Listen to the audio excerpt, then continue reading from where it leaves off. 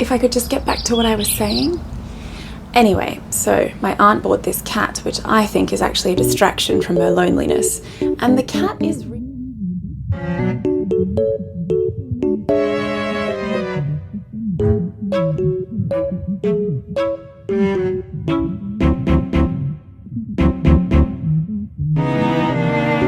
You've stopped listening to what I'm saying, haven't you?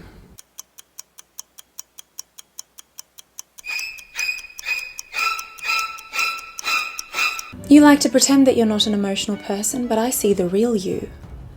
You act like you've got it all together, but I know that deep down you're terrified that your actions are going to hurt your relationships, your reputation, and your long-term goals. One day I'll break your walls down and get you to admit it. You can't avoid me, you'll never avoid me. As many coffees as it takes. Go ahead and swipe if you feel that that's authentic to you. All I care about is that you feel you have a safe space to really... For some reason, I remember the fact that you were bullied in high school, but I've forgotten your name like 8 times. I'm happy to match you in your acts of service, as long as I can push you beneath the surface. We both know what's best for our loved ones, but you're proud that you aren't as pushy as I am. Except when I've drawn the wrong conclusion about someone and start offering them advice which is just wrong, which just makes you panic and hyperventilate and sends you into an existential crisis about whether or not you should even invest in people because it's just too painful to constantly walk the line between what's right and what's going to please the people. Tell me more. You keep your cards super close to your chest, and I've somehow perceived this as you being a deeply mysterious person, which means that I keep using abstract and psychological terminology when in conversation with you, but really, you're just trying to chill and most of what I say goes over your head. Thankfully, you effortlessly disguise this by nodding and smiling and leading me into a false sense of connection with you.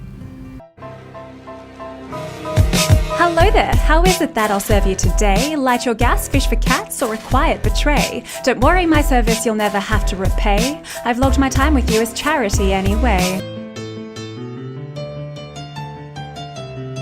I need to just stop taking people out of parties just to have deep and meaningful conversations with them. Learning something new about someone is not worth losing 2 bodies. I may as well be a magical people whisperer, and I will stun you with my ability to fit into any social situation. But I do say things with complete confidence that I've done little to no research about. Still, I'll be able to unpack things within you that you didn't even know you were dealing with. And no matter how hard you try, you will never understand me. Fancy that. There are things in this life that you'll never achieve.